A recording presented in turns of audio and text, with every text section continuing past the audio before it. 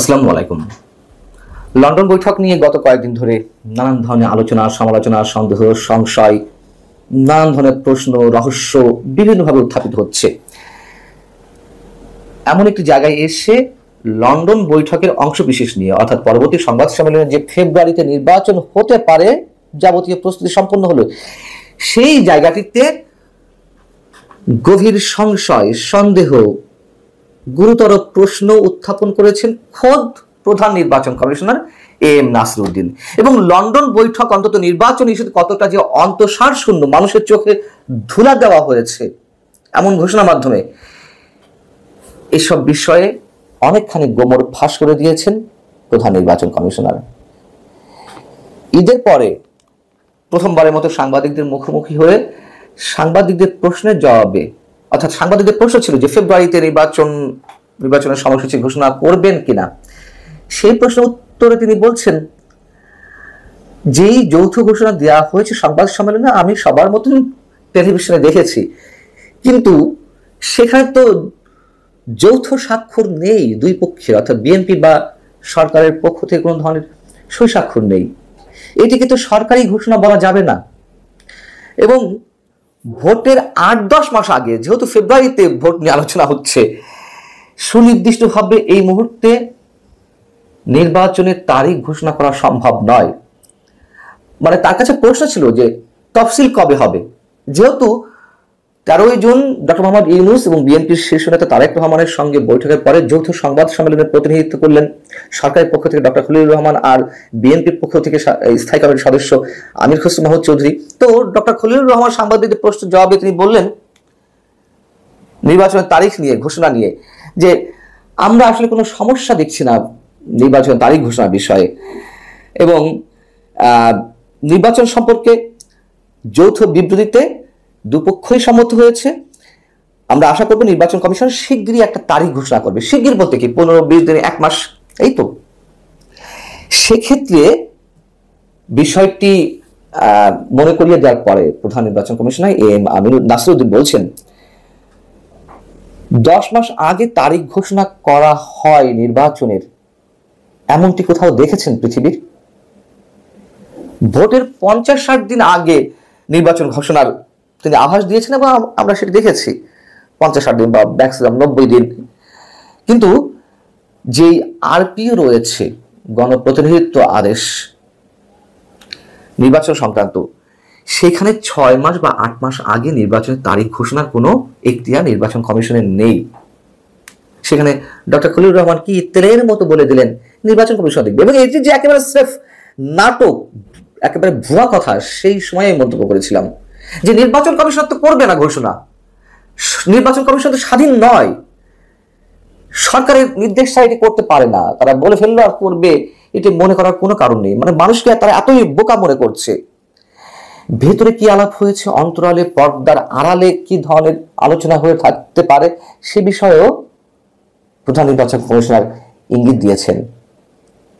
তিনি বলছেন যে এ নিয়ে আমি মন্তব্য করতে পারবো না, ভেতরে কি আলাপ হয়েছে, শুধু যৌথ বিবৃতি যেটা দিয়েছে সেটা তো আনসাইন্ড, এটাই বা কতটুকু জেনুইন তাও তো জানি না। কারো স্বাক্ষর থাকলে বুঝতাম এটা সরকারের পক্ষ থেকে একজন স্বাক্ষর করেছেন, রাজনৈতিক দলের পক্ষ থেকে একজন স্বাক্ষর করেছেন, তাহলে বুঝতাম এটি অফিসিয়াল ডকুমেন্ট। তিনি বলছেন অফিসিয়ালি কোনো কিছু না এলে কিছু করা যাবে না, ইতিহাসের পেছনেও ইতিহাস থাকে, আলাপের পেছনেও আলাপ থাকে, সেগুলো আমাদের জানতে হবে, সিদ্ধান্ত নেওয়া হবে। প্রধান নির্বাচন কমিশনার বা নির্বাচন কমিশন সরকারের আজ্ঞাবহ হোক আর না হোক, যাই হোক না কেন, তার কথার একটি মূল্য আছে, তাই না? এবং তিনি যে বললেন যে ইতিহাসের পেছনে ইতিহাস থাকে, আলাপের পেছনে আলাপ থাকে, সেই প্রশ্নগুলো তো আমরা করে আসছিলাম। ১.৫ ঘন্টার বৈঠকের অধিকাংশ সময় 1-to-1 হয়েছে তারেক রহমান এবং ডক্টর ইউনূসের মধ্যে। একটা জাতীয় ইস্যুতে আলোচনা, সমঝোতায় পৌঁছাতে হবে কেন পর্দার আড়ালে, যা মানুষকে জানানো হবে না, মানুষকে অন্ধকারে রাখা হবে, সেটি তিনি ইঙ্গিত দেওয়ার চেষ্টা করেছেন বা স্পষ্টতই বলেছেন প্রধান নির্বাচন কমিশনার। এবং তিনি যে বক্তব্য দিয়েছেন তার মধ্যে যে এই বিষয়গুলো একেবারে নাটক, মানুষের সাথে এক ধরনের মশকরা করা, সেটি সাংবিধানিক পদে থাকা একজন ব্যক্তির বক্তব্যের মধ্য দিয়েই ফুটে ওঠে। ডক্টর মোহাম্মদ ইউনূস জাতির উদ্দেশ্যে ভাষণে এপ্রিলে নির্বাচন করার ঘোষণা দিয়েছেন, সেটি নিয়েও মানুষের সন্দেহ, আদৌ তিনি নির্বাচন দেবেন কিনা, তিনি আসলে কোন দিকে নিয়ে যেতে চাচ্ছেন, মানুষের মধ্যে নানান ধরনের প্রশ্ন। তারপর তিনি যেটি ঘোষণা দিয়েছেন সেই অনুযায়ী নির্বাচন কমিশন এগিয়ে যাচ্ছে, এটি প্রধান নির্বাচন কমিশন জানিয়েছে, মানে প্রধান নির্বাচন কমিশনার, এবং এটাই স্বাভাবিক। এবং সামনে কি ধরনের কাজ রয়েছে সে সম্পর্কে তিনি বলছেন যে ভোটার তালিকা আইনের সংশোধন করা হবে, ভোটার তালিকা চূড়ান্ত প্রায়, দল নিবন্ধন ও সংসদীয় আসনের সীমানা নির্ধারণের মতো বড় কাজ রয়েছে। এই যে সীমানা নির্ধারণের মতো বড় কাজ, ভোটার তালিকা প্রায় চূড়ান্ত কিন্তু দল নিবন্ধনের বিষয় রয়েছে, এই কাজগুলো তো একদিনের কাজ না।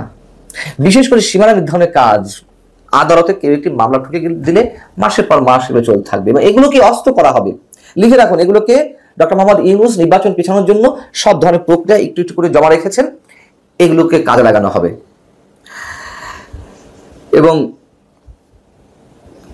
ফেব্রুয়ারিতে নির্বাচন হতে পারে। ডক্টর খলিলুর রহমান যে মন্তব্য করেছেন তার সঙ্গে বিএনপি তালে তাল দিয়ে জাতিকে বোঝানোর চেষ্টা করছেন ফেব্রুয়ারিতে নির্বাচন। তারা উচ্ছ্বাসিত, মানুষের মধ্যে স্বস্তি কাজ করছে, অস্বস্তি সব কেটে গেছে, সন্দেহ সংশয় কেটে গেছে। তারেক রহমান দূরদর্শিতার পরিচয় দিয়েছেন। ডক্টর ইউনূস এবং তারেক রহমানের বৈঠক ঐতিহাসিক বৈঠক। এই যে বক্তব্যগুলো আমাদের শুনতে আসলে খারাপ লাগে। এবং আমি নিজে ব্যক্তিগতভাবে 5 আগস্ট পর থেকে তারেক রহমানের যে নানান ইস্যুতে সিদ্ধান্ত, বক্তব্য প্রশংসা করেছি, আরো অনেকে প্রশংসা করেছেন। তারেক রহমান দূরদর্শিতা পরিচয় দিচ্ছেন একের পর এক, এমন মন্তব্য আমরা করে আসছি। কিন্তু শেষ পর্যায়ে এসে এমন অদূরদর্শী সিদ্ধান্তে পৌঁছানোর মাধ্যমে তিনি তার দেশকে দলকে যেমন ক্ষতিগ্রস্ত করছেন, বিএনপি যেমন ক্ষমতা যাওয়ার একটি উজ্জ্বল সম্ভাবনা ছিল, সেটি যত দেরি হবে তত বিএনপি ভোট কমবে ফ্রি আর ফেয়ার ইলেকশনের মাধ্যমে।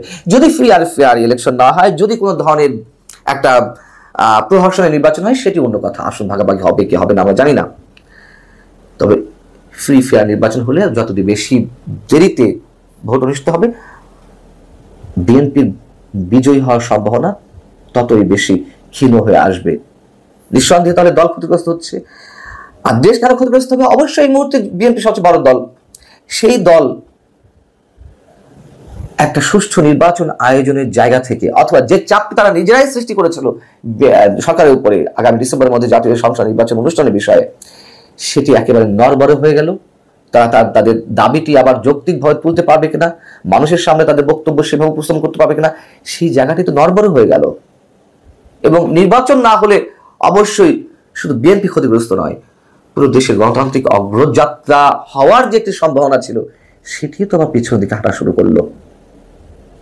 অতএব আমার মনে হয় এই জায়গাটিতে অনেকেই শকড তারেক রহমানের এই সিদ্ধান্তের ক্ষেত্রে। ভালো থাকুন সবাই, আল্লাহ হাফেজ।